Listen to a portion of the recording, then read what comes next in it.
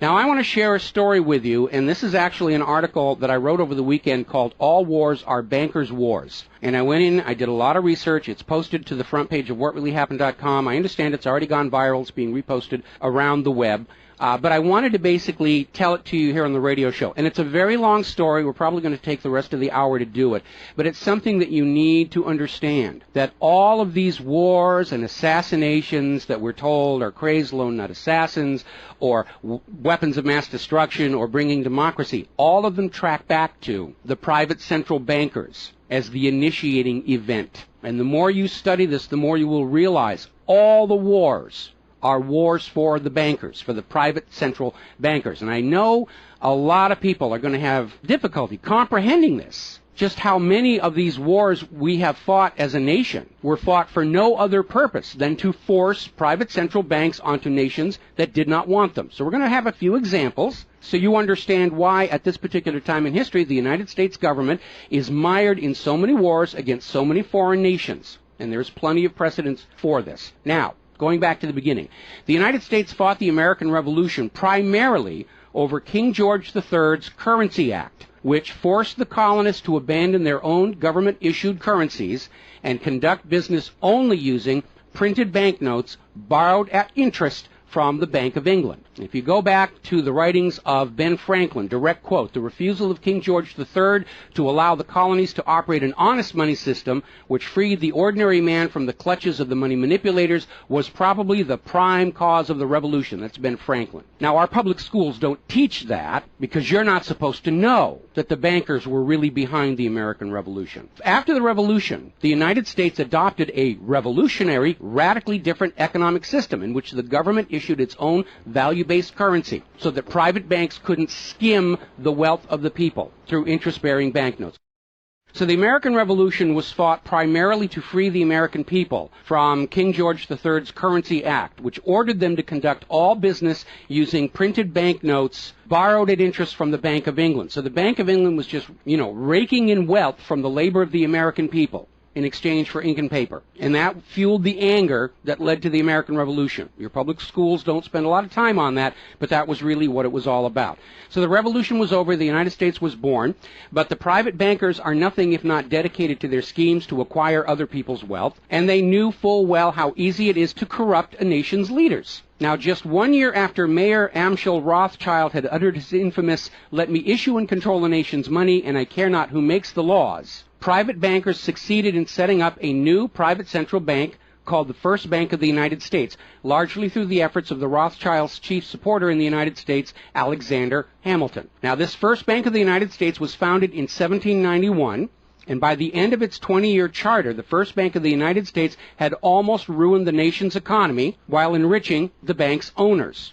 As a result, Congress refused to renew the charter and signaled their intention to go back to a state-issued, value-based currency on which the people paid no interest at all to any banker. This resulted in a threat from Nathan Mayer Rothschild against the U.S. government. Quote, "Either the application for renewal of the charter is granted, or the United States will find itself involved in a most disastrous war." End quote. Congress still refused to renew the charter for the First Bank of the United States, whereupon Nathan Mayer Rothschild railed, quote, "Teach those impudent Americans a lesson. Bring them back to colonial status." End quote. Financed by the Rothschild-controlled Bank of England, Britain then launched the War of 1812 to recolonize the United States and force them back into the slavery of the Bank of England's banknotes, or to plunge the United States into so much debt they would be forced to accept a new private central bank. And the plan worked.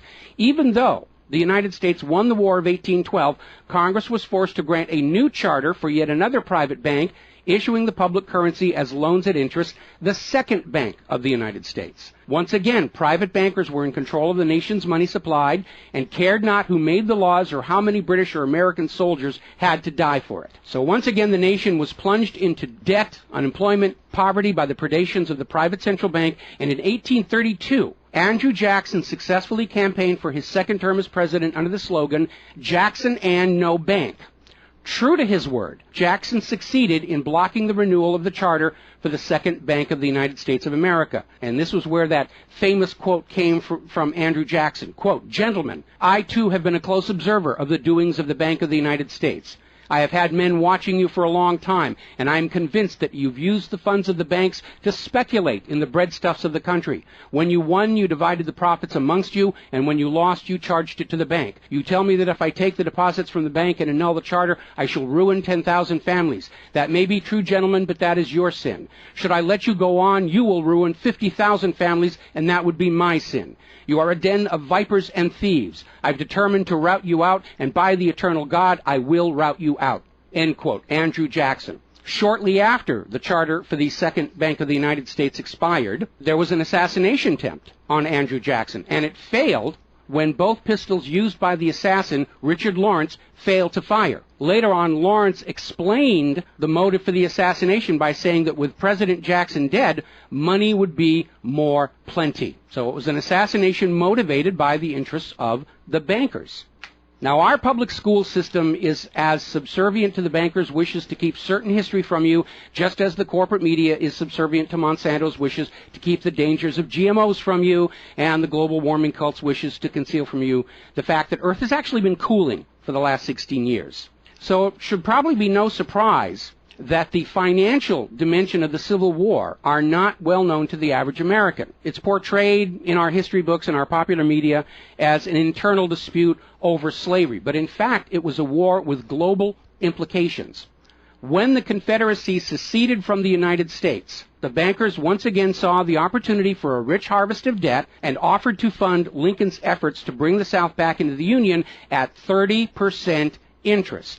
Lincoln remarked that he would not free the black man by enslaving the white man to the bankers, and using his authority as president, issued a new government currency, the greenback. This was a direct threat to the wealth and power of the central bankers, who quickly responded. This is a quote from the London Times following Lincoln's issuance of the greenbacks. Quote, "If this mischievous financial policy, which has its origin in North America, shall become indurated down to a fixture, then that government will furnish its own money without cost. It will pay off debts and be without debt. It will have all the money necessary to carry on its commerce. It will become prosperous without precedent in the history of the world. The brains and wealth of all countries will go to North America. That country must be destroyed, or it will destroy every monarchy on the globe." So, goaded by the private bankers, much of Europe supported the Confederacy against the Union, with the expectation that victory over Lincoln would mean the end of the greenback. France and Britain seriously considered an outright invasion on the United States in support of the Confederacy, but they were held at bay by Russia. A little bit of history most Americans don't understand. Russia came to the aid of Lincoln's Union during this crisis. Now, at that time, Russia had just ended their serfdom system, and they had a state central bank similar to the system the United States had been founded on. Now, free of European intervention, the Union won the war, and Lincoln announced his intention to go on issuing the greenbacks. Following Lincoln's assassination, the greenbacks were pulled from circulation, and the American people forced to go back to an economy based on banknotes borrowed at interest from the private bankers. So finally, in 1913, the private central bankers of Europe, in particular the Rothschilds of Great Britain, the Warburgs of Germany, met with their American financial collaborators on Jekyll Island, Georgia, to form a new banking cartel with the express purpose of forming the third bank of the United States, with the aim of placing complete control of the United States money supply once again under the control of private bankers. Owing to hostility over the previous banks of the United States, the name of this third bank was changed to the Federal Reserve, in order to grant the new bank a quasi-governmental image. But in fact, it is a privately owned bank. It's no more federal than Federal Express. In fact, last year, the Federal Reserve successfully rebuffed a Freedom of Information lawsuit by Bloomberg News on the grounds that as a private banking corporation, and not actually a part of the U.S. government, the Freedom of Information Act did not apply to the operators of the Federal Reserve. So 1913 proved to be a transformative year for the nation's economy. First, with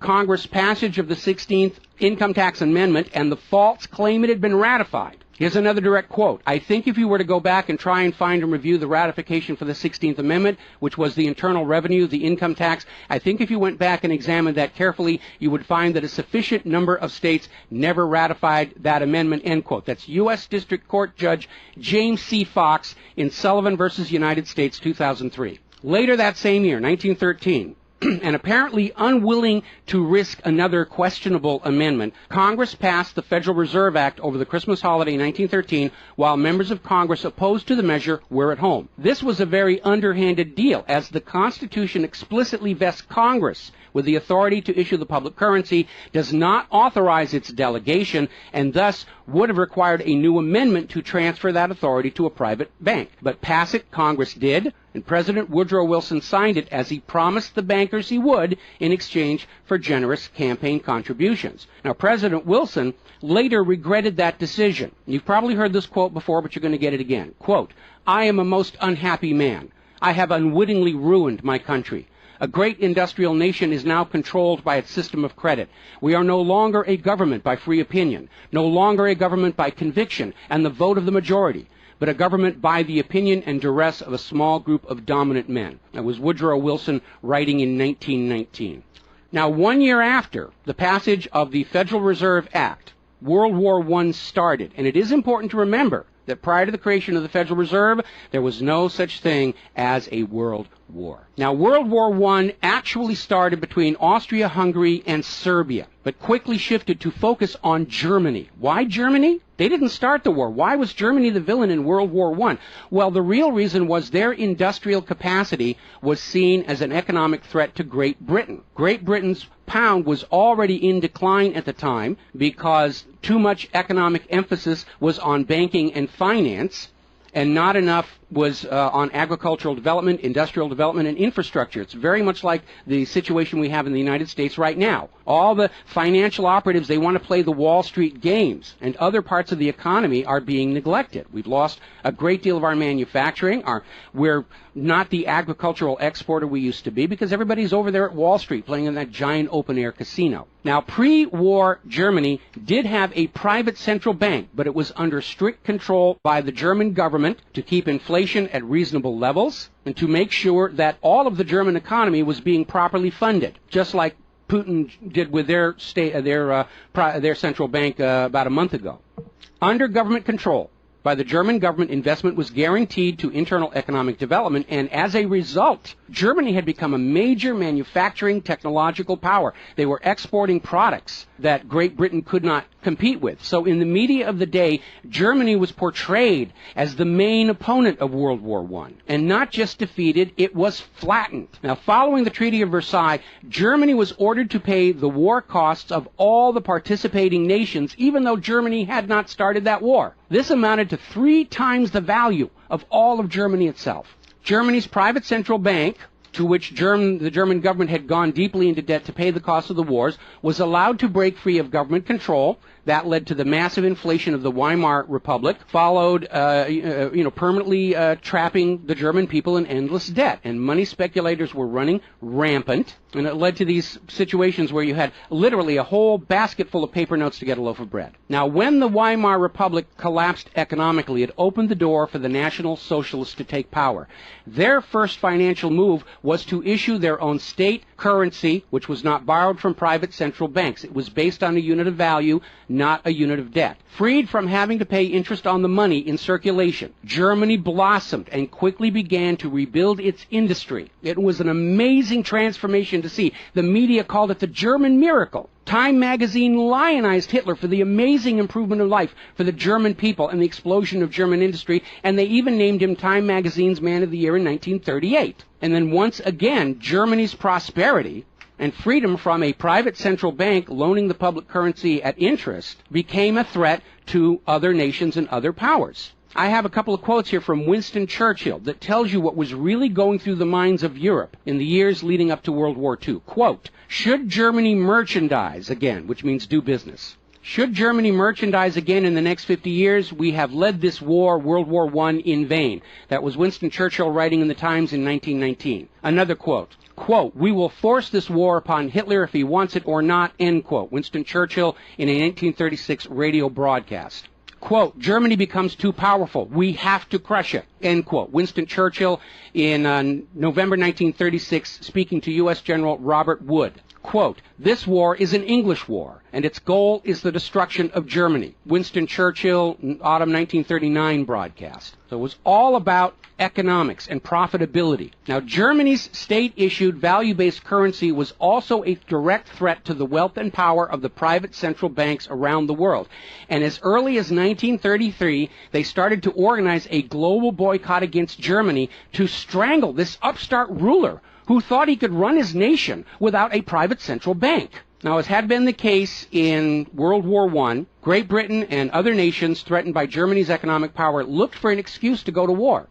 And as public anger in Germany grew over the boycott, Hitler foolishly gave them that excuse. Years later, in a spirit of candor, the real reasons for the war were made clear. Quote, "The war wasn't only about abolishing fascism, but to conquer sales markets. We could have, if we had intended so, prevented this war from breaking out without doing one shot, but we didn't want to." End quote. Winston Churchill to Harry Truman, March 1946. One more quote here.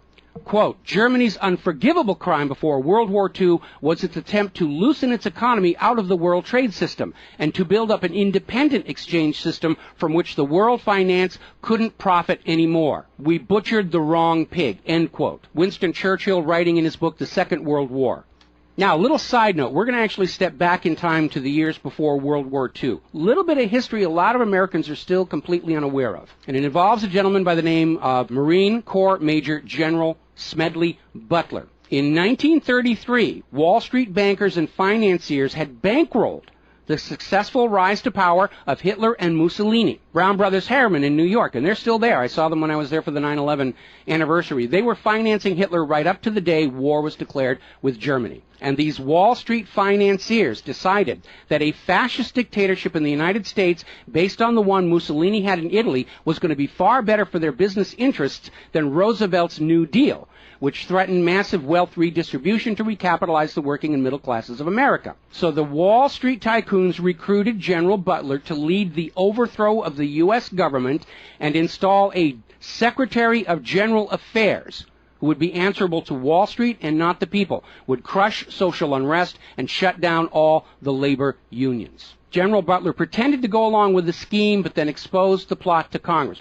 So they recruited Marine Corps Major General Smedley Butler to lead this coup d'etat because Butler was very popular with the soldiers, and his image as part of this move would help convince the military this was the right thing to do. Now, to his credit, Major General Smedley Butler, remembering his oath to the Constitution, pretended to go along with the scheme, but then exposed the plot to the United States Congress. Congress, then as now in the pocket of Wall Street bankers, refused to act. When Roosevelt learned of the planned coup, he demanded the arrest of the plotters, but the plotters simply reminded Roosevelt that if any one of them were sent to prison, their friends on Wall Street would deliberately collapse the still fragile U.S. economy and blame Roosevelt for it. So Roosevelt was unable to do anything about this attempted coup d'etat until the start of World War II, at which time he prosecuted many of the plotters under the Trading with the Enemy Act. Now, mostly it was glossed over. Oh, it was just a rumor, unfounded. It's wacko conspiracy theory. But in 1967, the congressional minutes of Smedley Butler's revelation to Congress of the coup were finally released to the public. You ever see this movie, 7 Days in May, Kirk Douglas and Burt Lancaster, about an attempted military takeover of the United States of America? It was based loosely on this story. But of course, in the movie, the bankers being behind the Burt Lancaster character was completely removed from the script here. Now, Smedley Butler is also famous for writing a work called War is a Racket. And I would like to read you a quote from that. Quote, "I spent 33 years and 4 months in active military service as a member of our country's most agile military force, the Marine Corps. I served in all commissioned ranks from second lieutenant to major general. And during that period, I spent more of my time being a high-class muscle man for big business, for Wall Street, and for the bankers. In short, I was a racketeer, a gangster for capitalism. I suspected I was just part of a racket at the time. Now I'm sure of it. Like all members of the military profession, I never had an original thought until after I left the service. My mental mental faculties remained in suspended animation while I obeyed the orders of the higher-ups. This is typical with everyone in the military service. Thus, I helped make Mexico and especially Tampico safe for American oil interests in 1914. I helped make Haiti and Cuba a decent place for the National City Bank boys to collect revenues in. I helped in the raping of half a dozen Central American republics for the benefit of Wall Street. The record of racketeering is long. I helped purify Nicaragua for the International Banking House of Brown Brothers in 1909 through 1912. I brought light to the Dominican Republic for American sugar interests in 1916. In China in 1927, I helped see to it that the Standard Oil went its way unmolested. During those years, I had, as the boys in the back room would say, a swell racket. I was rewarded with honors, medals, and promotion. Looking back on it, I feel I might have given Al Capone a few hints. The best he could do was operate his racket in 3 city districts. I operated on 3 continents. General Smedley Butler, former U.S. Marine Corps Commandant, and he wrote that in 1935. So, now moving forward here. As president, John Fitzgerald Kennedy understood the predatory nature of private central banking. He understood why Andrew Jackson fought so hard to end the Second Bank of the United States. So Kennedy wrote and signed Executive Order 11110, which ordered the U.S. Treasury to issue a new public currency called the United States Note. Now, Kennedy's United States notes were not borrowed from the Federal Reserve. They were created by the U.S. government and backed by the silver stockpiles held by the U.S. government. It represented a return to the system of economics the United States had been founded on, and it was perfectly legal for Kennedy to do so under the Constitution. All told, some $4.5 billion went into the public circulation, which eroded interest payments to the Federal Reserve and loosened their control over the nation. 5 months after signing Executive Order 11110, John F. Kennedy was assassinated in Dallas, Texas, and the United States notes pulled from circulation and destroyed. Following Kennedy's assassination, John J. McCloy, president of the Chase Manhattan Bank and president of the World Bank, was named to the Warren Commission. Now, I don't care how good a banker he is, he's not qualified to be investigating a murder, which is what we were told the Warren Commission was all about, to get the truth of the assassination. But we all know that the Warren Commission was there to cover up what was going on, and obviously we can presume safely that John J. McCloy's presence on the Warren Commission was to make sure the American public never got even a hint of the financial dimensions behind the assassination. So, as we enter the 11th year of what I am certain future history will most certainly describe as World War III, we need to examine the financial dimensions behind all these wars. Why are we here? Why are our children being killed and crippled? Is this another war for the profit of the private central bankers? And the answer is yes.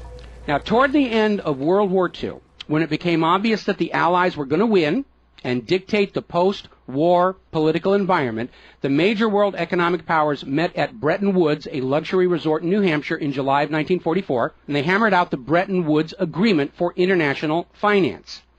The British pound lost its position as the global trade and reserve currency to the U.S. dollar. There are indications this was part of the price demanded by Roosevelt in exchange for the U.S. entry into the war. Now, absent the economic advantages of being the world's go-to currency, Britain was forced to nationalize their Bank of England in 1946.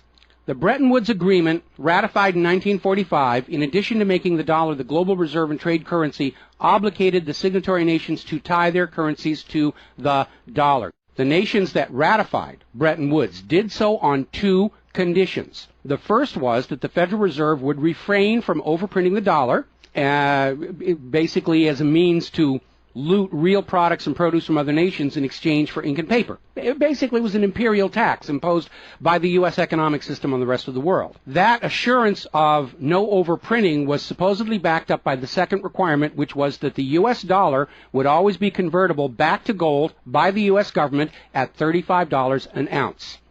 Now, of course, the Federal Reserve, being a private bank and not answerable to the U.S. government, did in fact start overprinting paper dollars, which were sent to other nations around the world, and under Bretton Woods, they had to send back products and produce and raw materials at full value. And much of the perceived American prosperity of the 1950s and 60s was the result of these foreign nations having to send real raw materials, goods, produce, back to the United States in exchange for these little pieces of paper with ink all over them, because they were forced to accept these paper notes as being worth $35 per ounce of gold. Then in 1970, France started looking at this huge pile of printed paper notes sitting in their bank vaults, for which real French products like wine and cheese had been traded, and it notified the United States government that they would exercise their option under Bretton Woods to return all those paper notes for gold at the agreed-upon $35 per ounce exchange rate. The problem was the United States had nowhere near the gold to redeem all those paper notes. So on August 15, 1971, Richard Nixon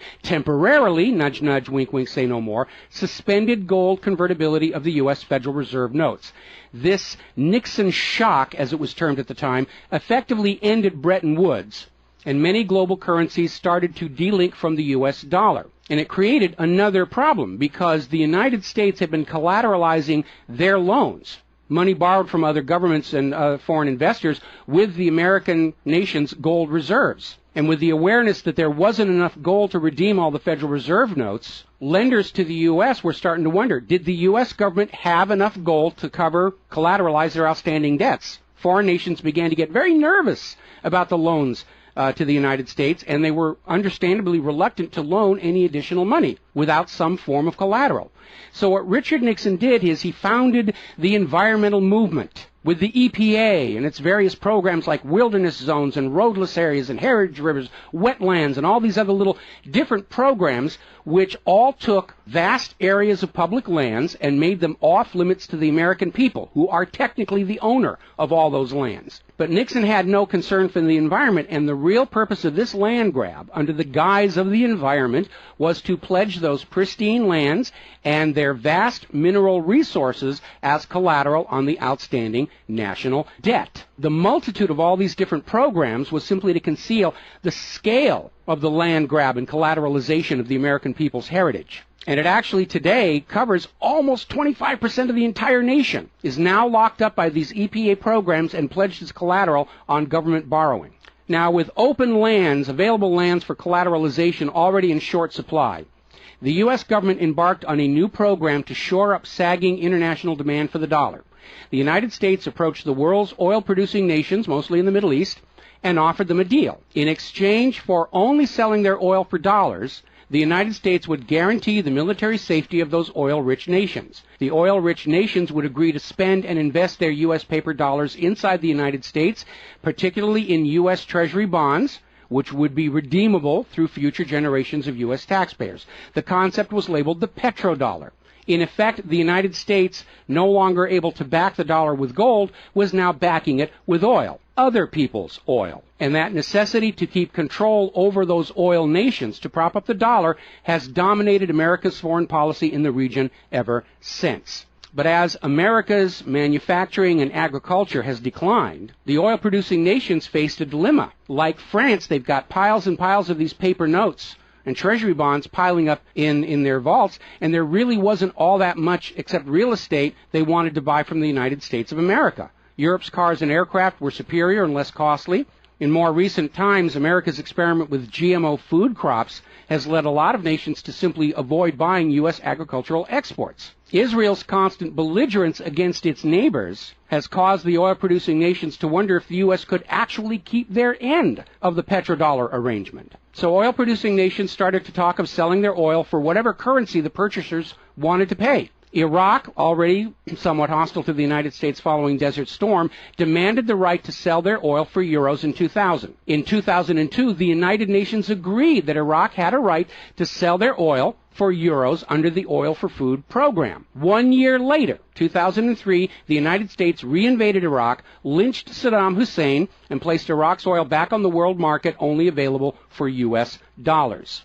Now, the clear U.S. policy shift following 9/11, away from at least attempting to appear to be an impartial broker of peace in the Mideast to one of unquestioned support for Israel's aggressions, only further eroded confidence in the petrodollar deal, and even more oil-producing nations started openly talking of trading their oil for other global currencies. So over in Libya, Muammar Gaddafi had instituted a state central bank and a value-based trade currency, the gold dinar. Gaddafi then announced that Libya's oil was for sale, but only for the gold dinar. Other African nations, seeing the rise of the gold dinar and the euro, even as the U.S. dollar continued its inflation-driven decline, flocked to the new Libyan currency for trade. This move had the potential to seriously undermine the global hegemony of the dollar. French President Nicolas Sarkozy reportedly went so far as to call Libya a threat to the financial security of the world. So the United States invaded Libya under the guise of supporting a popular rebellion. They brutally murdered Gaddafi, apparently because the object lesson of Saddam's lynching had not been enough of a message, imposed a private central bank, and returned Libya's oil output to dollars only. The gold that was supposed to be made into the gold dinars, as of the last report I could find, unaccounted for. Now, according to General Wesley Clark, the master plan for the dollarification of the world's oil nations included 7 targets: Iraq, Syria, Lebanon, Libya, Somalia, Sudan, and Iran. Venezuela, which has started selling their oil to China for the yuan, seems to be a late addition. What is notable about those original 7 nations targeted by the U.S. is that none of them are members of the Bank of International Settlements. This is the private central banker's private central bank located in Switzerland. That meant that those 7 targeted nations were deciding for themselves how to run their nation's economies rather than submitting to the international private central bankers. Now, of course, the bankers' gun sights are on Iran, which dares to have a government central bank and sell their oil for whatever currency they choose. The war agenda for Iran is, as always, to force Iran's oil to be sold only for dollars and to force them to accept a privately owned central bank. Now, you have been raised by a public school system and a media that constantly assures you that the reasons for all these wars and assassinations are many and varied. We're bringing democracy to the conquered lands. We hear that a lot. When actually the U.S. hasn't. The usual result of a U.S. overthrow is the imposition of a pro-business, pro-Wall Street, pro-U.S. dictatorship. Good example, the 1953 CIA overthrow of Iran's democratically elected government of Mohammad Mossadegh and the imposition of the Shah. Or the 1973 CIA overthrow of Chile's elected government of President Salvador Allende and the imposition of the dictator Augusto Pinochet. Another one of the excuses we'll get is we have to save the people from a cruel oppressor. That's the one they're using in Syria right now. Revenge for 9/11. That was a big one going into Iraq. And then later on, President Bush was caught on video saying, no, Iraq had nothing to do with 9/11. And behind all of them, that tired, worn-out, catch-all excuse for invasion, weapons of mass destruction. Assassinations are always passed off as crazed lone nuts to obscure the real agenda. And the real agenda of the bankers is very simple. It is enslavement of the people by creation of a false sense of obligation. Now, that obligation is false because the private central banking system by design creates more debt than money with which to pay the debt. There is no way out the way it's set up. It's impossible to escape as long as you're playing by their rules. And you need to understand, private central banking is not science. It is a religion. It's a set of arbitrary rules created to benefit the priesthood, meaning the bankers, and it is supported only because people believe this is the way it's supposed to be.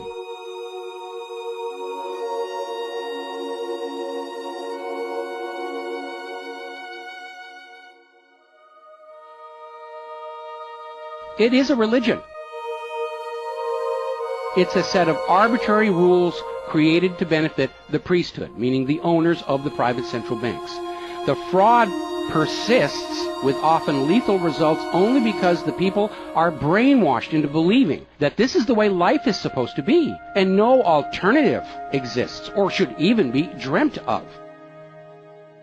Now, this same approach, the same brainwashing, was true of 2 earlier systems of enslavement, rule by divine right and slavery, both systems built to trick people into obedience, and both now recognized by modern civilization as illegitimate. So now we are on the verge of a new era in history where we will recognize that rule by debt, rule by private central bankers issuing the public currency as a loan at interest is equally illegitimate. It only works as long as people allow themselves to believe that this is the way life is supposed to be. But you need to understand something that's the core of the issue. Private central banks do not exist to serve the people, the community, or the nation. Private central banks exist to serve their owners, to make them rich beyond the dreams of Midas, and all for the cost of ink, paper, and the right bribe to the right official, and the occasional assassination. But behind all these wars and all these assassinations, the 100 million plus horrible deaths from all of these wars, lies a single policy of financial dictatorship. The private central bankers only allow rulers to rule, only on the promise that the people of a nation be enslaved to the private central banks. Rulers who do not go along with that will be killed, their nation invaded by those other nations still enslaved to the private central banks. The bankers themselves don't fight these wars. Their children are not in these wars. A nation tries to break free of the private central bankers like Libya. All the other nations under the bankers' control pile on and destroy them. This so-called clash of civilizations you are being told about by the corporate media, it's really a war between banking systems, with the private central bankers forcing themselves onto the rest of the world, no matter how many millions must die for it. The constant hate-mongering against Muslims you see in the corporate media lies in a simple fact. Like the ancient Christians, prior to the Knights Templars, Muslims forbid usury or the lending of money at interest because they saw in ancient times, like Rome, how these banking practices could destroy an entire society. And that is the reason our government media insists that Muslims have to be hated and killed and converted. They refuse to submit to currencies loaned at interest. They refuse to be debt slaves.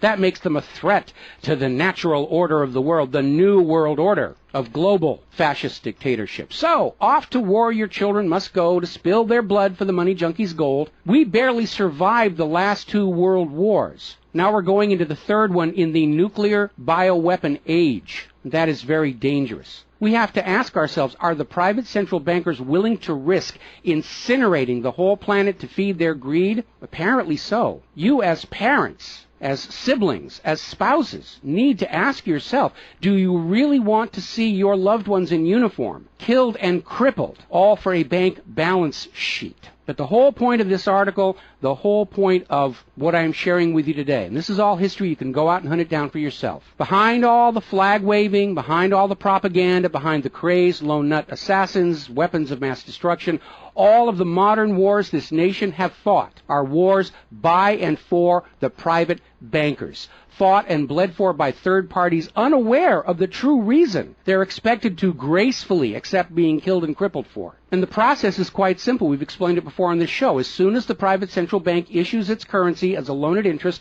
the public is forced deeper and deeper into debt. When the people are reluctant to borrow anymore, that's when the Keynesian economists demand the government borrow more to keep the pyramid scheme working. When both the people and the government refuse to borrow anymore, that is when the large wars get started, to plunge everyone even deeper to debt to pay for the war, and then after the war to borrow even more to rebuild. And when these horrible wars are over, the ordinary people have basically what they had before the war, except their graveyards are a lot larger, and everyone is in debt to the private bankers for the next century. That is why Brown Brothers Harriman in New York was funding the rise of Adolf Hitler, because war is the bankers' richest harvest.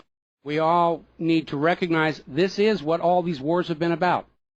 Private central banking, enlarging their domain, imposing their will on nations that do not want it, imposing their system on the rulers of nations who do not want it. Bribery, blackmail, assassination, they will do anything to maintain their stranglehold on the productivity of the world's people. And as long as private central banks are allowed to exist, inevitably, as the night follows the day, there will be poverty, hopelessness, millions of deaths in endless world wars until the earth itself is sacrificed in flames to Mammon. The path to true world peace lies in the abolishment of all private central banking everywhere, and a return to the state-issued, value-based currencies that allow nations and people to become prosperous through their own labor and development and efforts. Now, I mentioned the Knights Templars. Prior to the Knights Templars, Christianity, like Islam, forbade usury because Christianity, much of Orthodox Christianity, came out of Rome, and they had seen firsthand what debt-based economies do, even to the Roman Empire. They'd seen it firsthand. So they had a ban on usury. And the Knights Templars were able to basically either bribe or blackmail the Pope to get a special dispensation that allowed them to rent money, is what they called it. They didn't call it usury, they called it renting money. A lot of modern predatory banking practices were pioneered by the Knights Templars. And they plunged Europe into hopelessly unpayable debt until finally French King Philip IV, otherwise known as Philip the Fair, did the only solution he could do, because he understood as long as you believed in the rules of the bankers, as long as you played by the rules they created to serve themselves, you are hopelessly trapped. And so Philip thought outside the box, and I know he's demonized for it, but in looking at the history of the Templars, it was his last resort. He sent messages to all of the regions in France, secret orders on the same time, in the same moment, on the same day. All of the Templars were arrested, and their commanderies, which is what they called their banks, were broken into, looking for looted wealth. They didn't find a lot of it. It was a paper empire, just like the Federal Reserve is. It's all based on paper. There's nothing of any real value there. It's all paper notes. And he sent the Templars to prison and execution, except for Scotland and Portugal, where the Pope and King Philip IV really didn't have a lot of control. I think that the governments of the world, looking at the situation, looking how close we are to seeing this current world conflict emerge into a full-blown global thermonuclear war, that maybe they need to start thinking about the wisdom of King Philip the Fair and say it's time to simply grab all these private central bankers all at the same time so they can't simply skedaddle from one nation to another and come back and try the same thing again, as they will inevitably do, because these people are addicts. They're hopelessly addicted to other people's money. It's why we call them money junkies. When we see somebody who's addicted to cocaine or methamphetamine or heroin, and we can easily see how they're destroying their home and community around them. Now we need to look at these money addicts and look at how they're destroying the entire world around them. And it's time for an intervention. It's time for us to become private central banking heretics, to stop believing that this is the way life is supposed to be, because it isn't. It isn't even the way the United States was actually started. And they're trying as hard. Look at the destruction of our nation. We used to be the world's greatest nation. Now the most generous estimate is we're down to number 16 and still falling. And yet, despite the destruction to our nation, its infrastructure, its children, its quality of medical care, the quality of its manufacturing output, we still are compelled somehow to go out and force this same banking system onto the rest of the world at the point of a bayonet. Does that make any sense at all? Not to a rational human being. To a money junkie, yeah, it's perfect. But we're really at a crisis point in history. And the first step to resolving that crisis, to not let it go any further into a potential nuclear war, is to recognize that private central banking, ruled by manufactured illusion of debt, is no more legitimate a system of governance than rule by divine right or rule by slavery. We all need to recognize the true cause of all the pain and suffering and wars. It's not the terrorists, it's not Al-Qaeda. These are just distractions and set pieces put in front of your eyes so you can't see the very clear pattern behind much of modern human history. It's a war of banking systems, with the predatory private central banks seeking to eradicate any nation and any ruler that would dare try and operate their economy outside the control of the private central bankers. That's the real cause for the war. Is it something you're willing to fight and die for, to support these private central bankers? Is it something you're willing to let your sons and daughters and brothers and sisters be blown to bloody bits for, so the money junkies can have their latest fix, just a little tiny bit more gold or a little larger number on the bottom of that brokerage statement, so they can have today's thrill, their fix of money that is bought with the blood of your children? I don't think so. But the time has come to point out what really is the cause of all causes behind all the wars and suffering that our planet is having to endure and our people are having to endure. The common enemy of all humankind are private central banks issuing the public currency as a loan at interest. And as history will show, they will do anything, up to and including global wars, to keep their lock on yours and your children's future economic well-being and productivity. We're not a free society. Media will tell us that we're free, but we're not free. We are slaves. Our slave chains are made of paper, and that paper is the Federal Reserve note. Too few of our leaders have tried to stand up to this system of enslavement, usually with lethal results. But if all the people of the world at the same time stand up and say no more private central banks, it will come crashing down, just as slavery did, just as rule by divine right did, and then we'll be embarking on a new era in human history, where the emphasis on social development is on the people and not on the money junkies.